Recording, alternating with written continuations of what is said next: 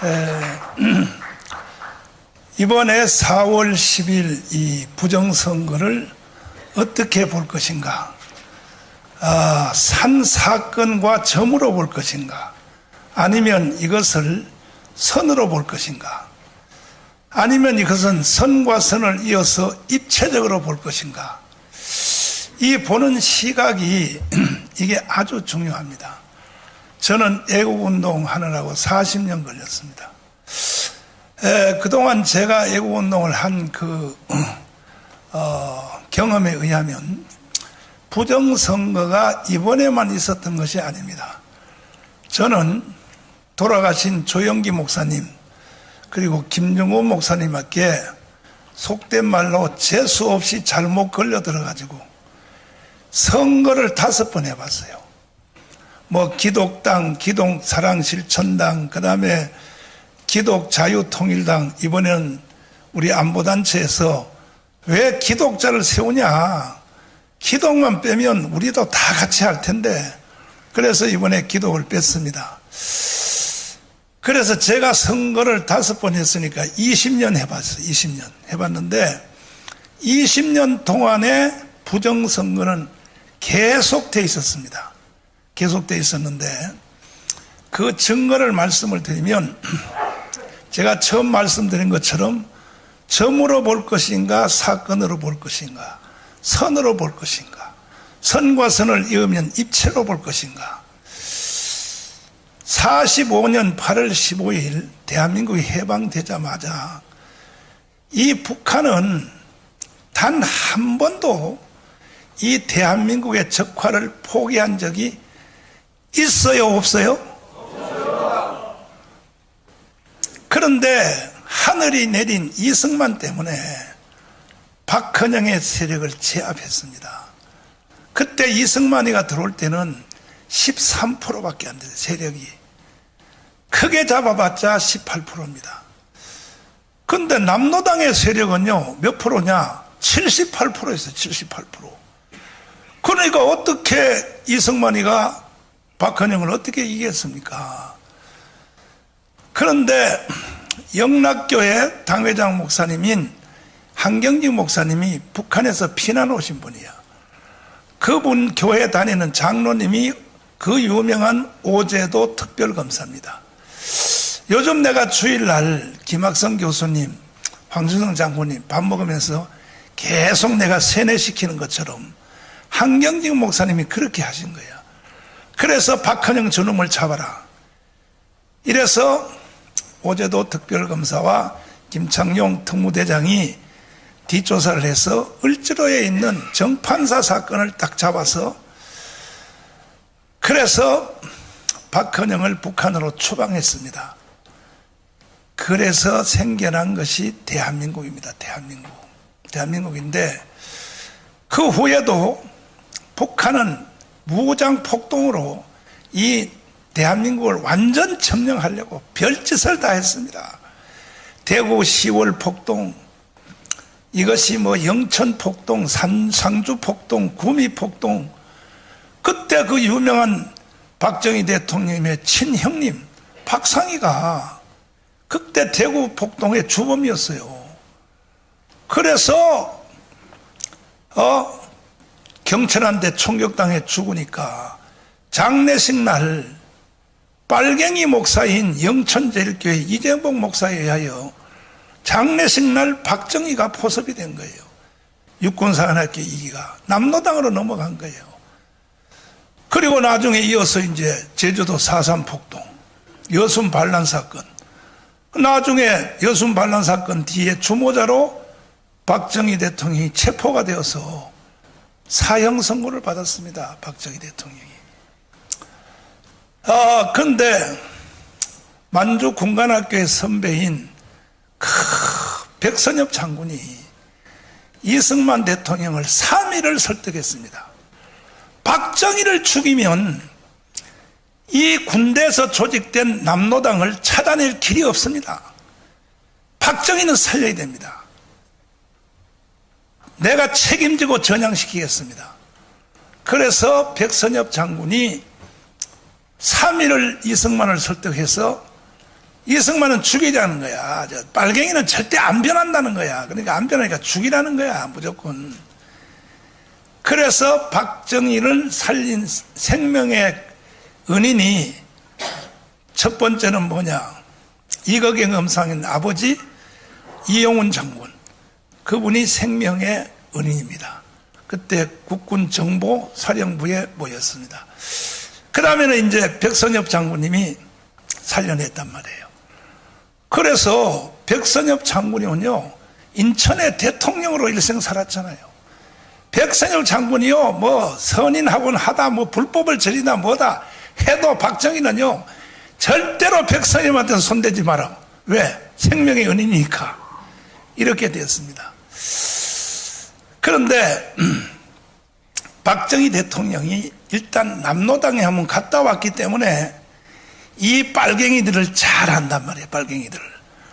그 역사를 정돈하면 제1차 전쟁은 이승만과 박헌영과의 싸움이고, 그래서 이승만이 이겼기 때문에 대한민국이 건국이 되었고, 2차 전쟁이 뭐냐? 이제 이승만 대통령이 4.19 혁명을 통하여 하야했지 않습니까? 그리고 불과 1년도 안 되는 민주당 정부, 장면 정부, 윤석열, 윤보선 대통령, 장면 정부. 이건 나라도 아니었어요, 나라. 제가 그때 초등학교 1학년이었었는데요. 학교를 갔더니 반별로 선생님들이 이승만을 죽이라고 데모를 시키는 거야. 내가 초등학교 1학년 때 경험을 했죠, 제가. 그냥 이건 개판이요, 나라도 아니고. 그때의 박정희의 눈으로 볼 때는 이거는 대한민국이 반드시 북한으로 넘어간다는 거예요. 왜? 자기가 남로당 출신이니까. 그래서 5.16 군사혁명을 일으켜서 대한민국은, 제가 강원에서 연설할 때마다 하는 말이, 이승만이가 세웠고 박정희가 일으킨 나라가 대한민국이다. 그런데 그 효과가 오늘까지 유지가 되어서 세계 10위권의 나라가 되었습니다. 지금까지. 이게 지금 이게 점을 선으로, 선과 선을 이어서 이제 전체적인 하나의 입체적인 사건으로 역사를 이제 제가 설명을 했습니다. 그런데 이승만의 박정희 효과가 지금 다 됐다는 거야. 언제부로? 이번 4월 10일 총선부로. 그러니까 부정선거를 그렇게 봐야지, 단순한 사건으로 봐서는 이게 전체가 드러나지 않습니다. 이거는 100% 북한이 일으킨 것이고, 북한의 하수인인 바로 종북 좌파, 그 안에 바로 중앙선관위, 이 사람들이 전부 북한의 예속하에 들어갔다고 봐야 되는 겁니다. 시키는 대로 안 하면 죽어요, 그 사람들은. 구조 자체가. 그런데 어떻게 북한이 중국과 함께 해킹 기술이 세계 2위가 됐느냐, 이걸 제가 설명을 드리겠습니다. 이거는 강남에 있는 초대형교회 어느 목사님 때문에 이렇게 됐습니다. 이 목사님이 태어난 데가 북한이었어요. 그런데 북한의 초청을 받아가서 북한한테 매수가 됐습니다. 그리고 나는 그 밑에 일했던 사무장 장로님한테 4시간을 들었습니다, 실제로. 그런데 이 목사님이 북한을 갔더니 뭐 다 알죠. 북한이 뭐 여자 대접하고 뭐 그건 기본입니다, 기본. 다 하고, 심지어 정주영 빼고 자기가 태어난 고향을 보여준 곳이 이 목사님이 처음이에요. 갔더니 바로 거기에 살아있는 친누나가 있는 거예요. 누나가 얼마나 반갑겠습니까? 껴안고 울고, 누나가 하는 말이, 나는 수령님의 은혜로 이렇게 잘 살고 있는데 너는 남조선에서 얼마나 고생이 많으냐. 아니, 강남의 초대형교회 목사님을 붙잡고, 그러니까 이게 기가 막힌 거죠. 평양에 내려와서 별 공작을 다 해서, 이래서 결국은 딱 목사님을 점령했습니다. 점령하고 난 뒤에 요구하는 사항이, 북한에 그때 486 시대입니다. 486 컴퓨터 펜티엄 50대 컴퓨터를 좀 기증해달라. 왜냐하면 이때는 유엔에서 일본, 한국을 비롯해 전 세계가 북한에게 컴퓨터를 수출하는 나라는 징계를 받게 돼 있어요. 유엔한테. 그러니까 아무도 못해. 그런데 이 목사님이 종교단체니까 50대를 기증을 했습니다. 기증을 하니까 컴퓨터만 갖다 주면 뭐하냐. 가르칠 교수를 보내줘야지. 그래서 포항공대 교수를 2명을 2년 동안을 김일성대학에 파송을 했습니다.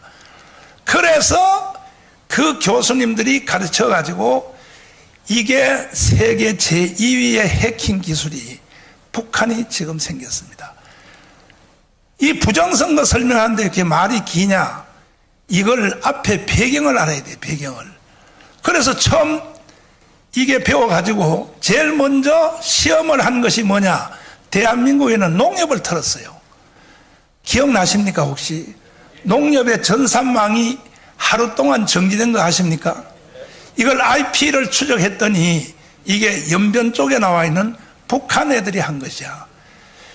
그래서 해보기가 되니까 전산망, 농협의 전산망이 다 무너져 버리니까 이야 이거 되는구나. 그 다음에는 뭐 했냐? 미국의 국방부를 털었어요. 이 겁대가리도 없어요 이놈들이. 국방부를 털었는데 미국의 국방부는 방어를 했어요. 미국하고 북한하고 이 해킹 전문가 부대 숫자가 10배입니다.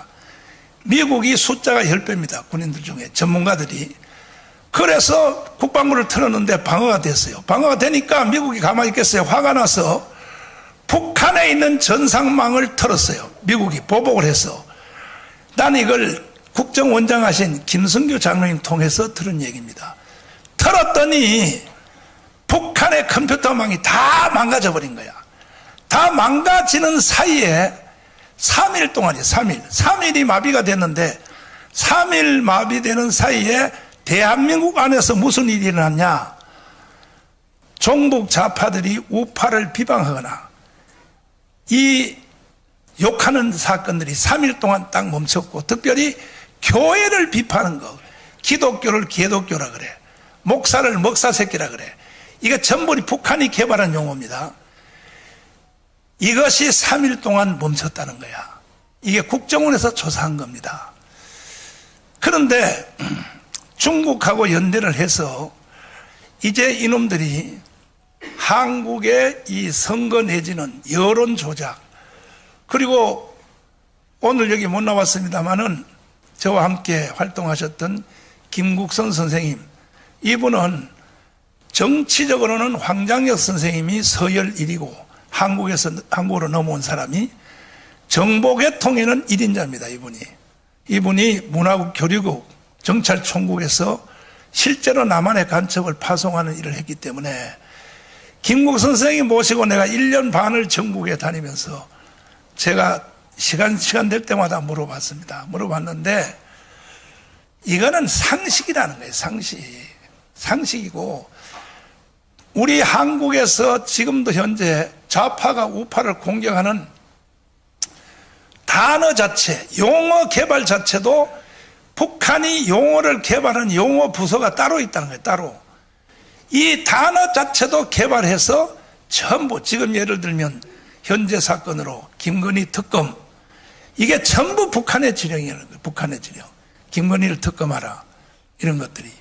그리고 한국에 있는 지금 단체들, 좌파 단체들은 그대로 명종하는 거죠.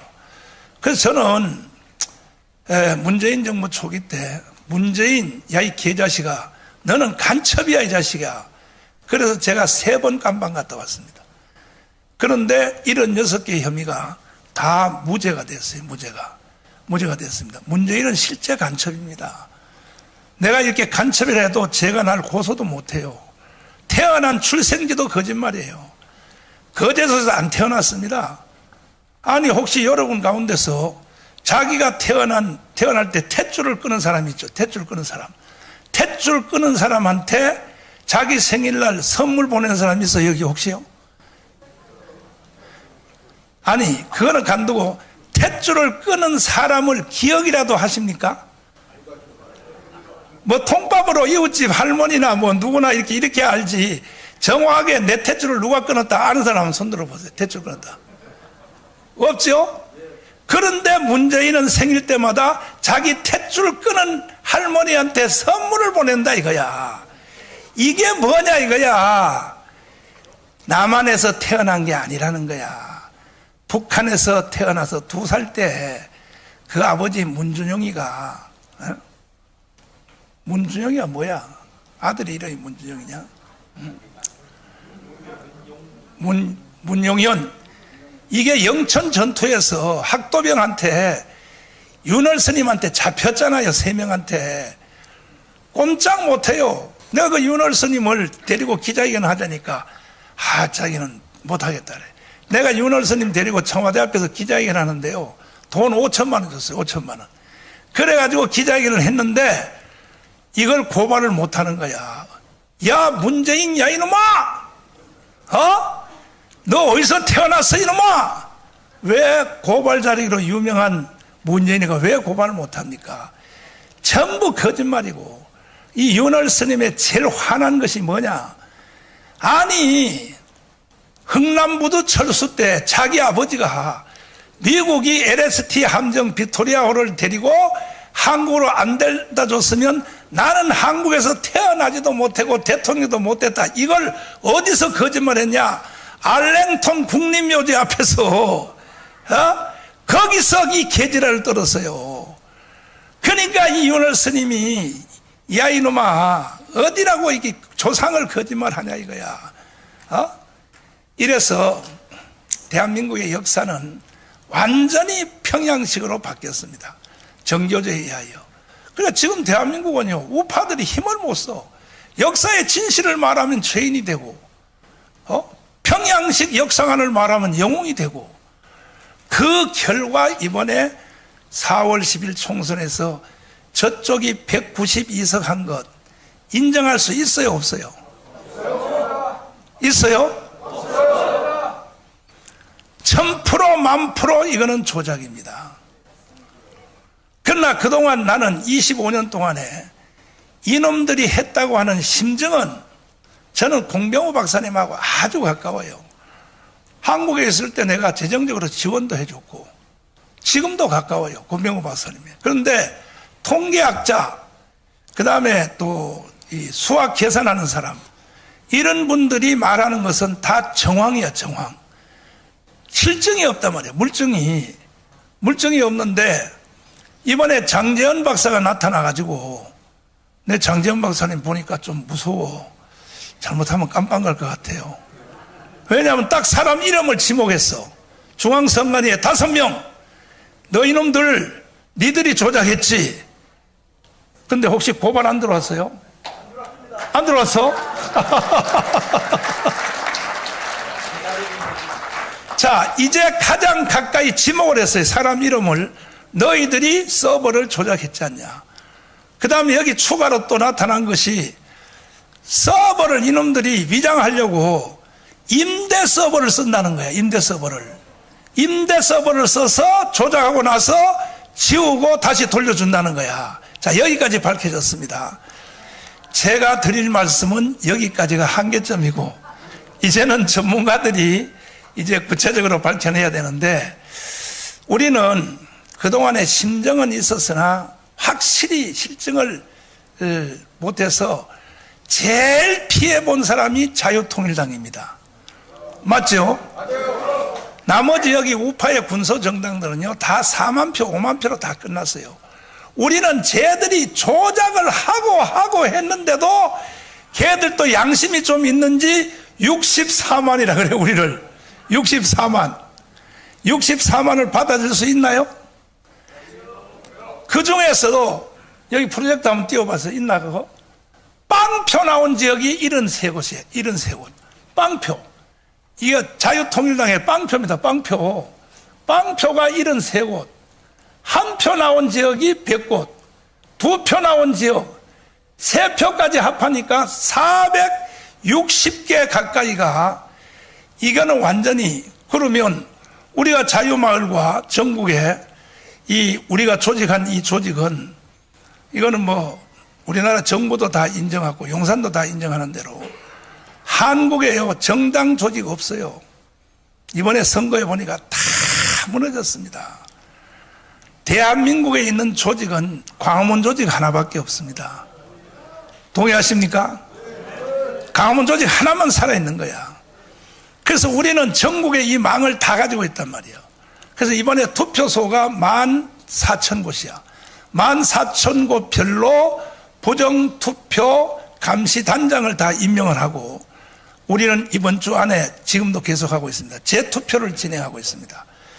자유통일당을 찍은 사람은 한 번만 더 와서 이름하고 핸드폰 번호만 써주세요 하고 이게 이제 재투표를 하고 있는데 이게 지금 성적이 막 드러나고 있는데 전라도 광양에서 빵표 나왔어요. 전라도 광양 빵표 나왔는데 거기서 찍었던 사람이 8명이 찍었다 하고 이래가지고 증명서까지 다 띄어가지고 왔어요.